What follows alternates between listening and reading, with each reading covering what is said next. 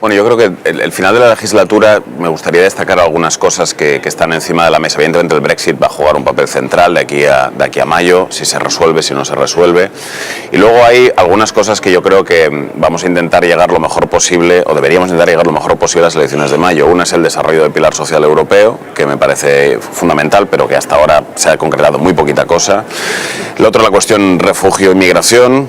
Quiero recordar que seguimos teniendo la reforma del sistema de refugio totalmente bloqueada en el Consejo. Soy bastante pesimista en que podamos desbloquear esto de aquí a final de la legislatura, pero es otra de las cuestiones que me parecen centrales. Y luego está todo el paquete perspectivas financieras, reforma de la zona euro, que es otro de los paquetes esenciales de lo que tenemos que hacer a final de esta legislatura, ¿no? Entonces, a mí esos me parecen retos centrales de estos próximos 3-4 meses. Luego, de cara a la próxima legislatura, yo creo que hay que entender que en este Parlamento, en la próxima legislatura, se va a producir una cosa muy novedosa, que es que a lo largo de todos estos años de construcción europea, la gran coalición de socialistas y populares siempre ha sumado en este Parlamento Europeo. Por primera vez en la historia esto no parece tan claro ya.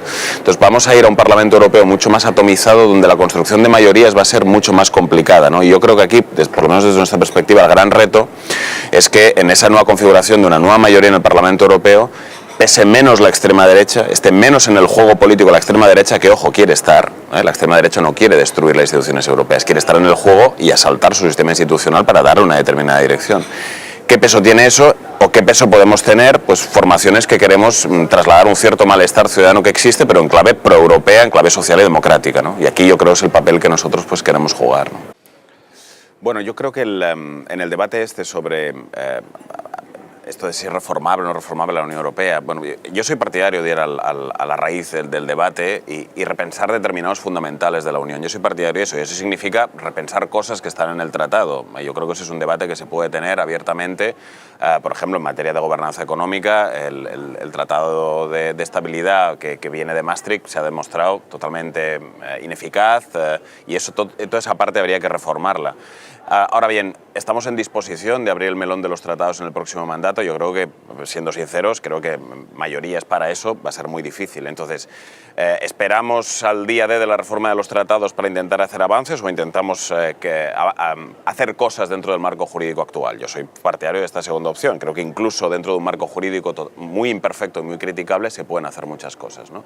Y desde ese punto de vista va a ser esencial qué programa de trabajo dibujemos en el próximo mandato en materia, pues algunas que mencionaba al inicio, ¿no? Por ejemplo, en el pilar social europeo vamos a terminar con la creación de la Agencia del Trabajo, vamos a intentar que esa agencia combata nuevos fenómenos de precariedad laboral que existen en Europa, vamos a atajar la problemática de los trabajadores pobres también desde aquí.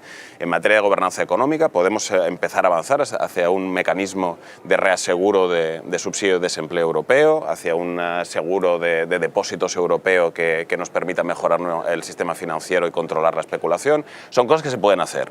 Entonces, y creo, nosotros, nuestra responsabilidad, por lo menos yo vengo con ganas el próximo mandato a intentar avanzar en esta dirección. Entonces, ¿a mí qué me preocupa?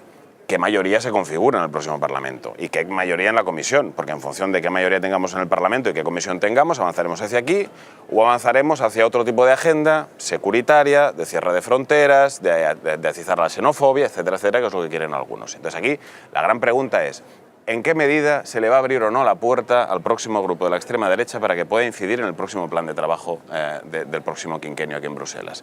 Y tengo que decir, también viendo lo que pasa en Andalucía, que la derecha democrática en esto no es clara, porque Weber, en una entrevista que dio en El País, dejó entrever que, bueno, que Orbán y que compañía y Salvini formaban parte del paisaje, que quizá habría que llegar a acuerdos con ellos. Entonces, esa es una de las grandes preguntas de esas elecciones. ¿Va o no la derecha democrática europea a abrirle la puerta a hacer acuerdos con la extrema derecha aquí o no? Y bueno, no sé si Pilar nos puede responderle esta pregunta aquí, pero va a ser una de las grandes preguntas que nos tendremos que hacer en el próximo mandato.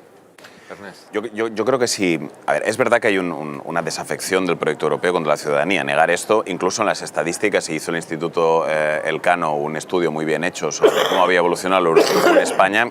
España sigue siendo una sociedad muy europeísta, pero los niveles han bajado, han bajado y bastante. Hay que ser conscientes de ello, ¿no?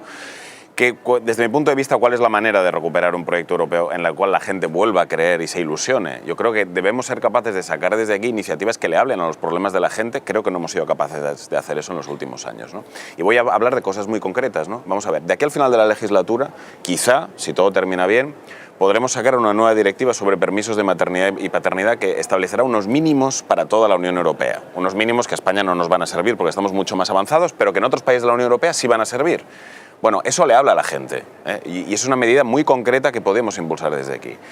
Otra cuestión que no está a punto de aprobarse, pero que está en discusión, que la Unión Europea, frente a los desmanes que hace la banca en cada uno de los Estados miembros, tenga una directiva y un fondo que te garanticen los ahorros. Eso está en discusión en estos momentos en el Ecofin, tiene dificultades en estos momentos, el llamado EDIS, pero puede salir adelante. Bueno, usted, más allá de lo que haga su banca nacional y evidentemente, pues, visto lo que ha pasado en los últimos años, pues yo creo que es un tema central, la Unión Europea le va a garantizar los ahorros al pequeño ahorrador. Bueno, pues es una cosa que le habla a la gente. Y otra cosa que está en discusión, por ejemplo, que está bloqueada desde hace muchísimo tiempo, esto está más lejano, pero está escrito por mucha gente y la Comisión ha hecho papeles al respecto.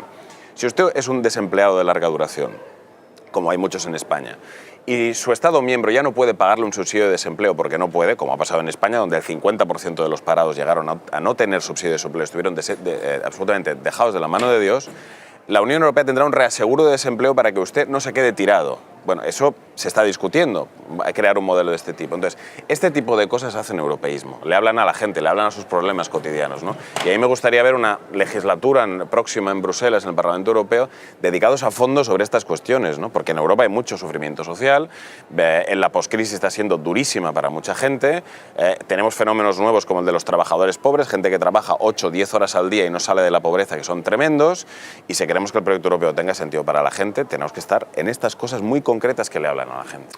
Bueno, yo creo que hay que dar la batalla para que las instituciones europeas no sean asaltadas por una nueva agenda ultrarreaccionaria. A mí eso, francamente, es lo que me preocupa, ¿eh? Me preocupa que con los gobiernos húngaro, polaco y otros en estos momentos, con algunos gobiernos donde la derecha ha permitido coaliciones con la extrema derecha, ¿no? como en Austria, por ejemplo.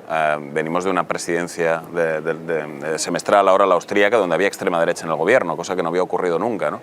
Y a mí me preocupa que en el Consejo tengamos estos gobiernos y aquí alguien en el Parlamento llega a la conclusión de que lo mejor es pivotar la próxima legislatura sobre la base de, bueno, en el Consejo ya existe la extrema derecha, vamos a acordar cosas con ellos, y la contraparte aquí también es una agenda compartida con la extrema derecha, ¿no? Me preocupa eso, porque la extrema derecha en el fondo precisamente es lo que quiere, ¿no? La extrema derecha no quiere destruir la Unión. ¿Qué quiere?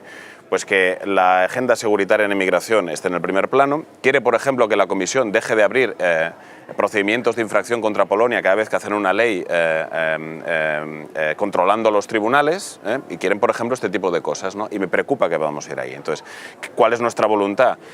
Tener un grupo y una fuerza suficientemente grande aquí para empujar hacia una mayoría que sea progresista, de izquierdas, ecologista, etcétera, etcétera, ¿no? Yo creo que esa es la voluntad con la que vamos a estas elecciones europeas, ¿no? Y creo que es un momento muy, muy importante.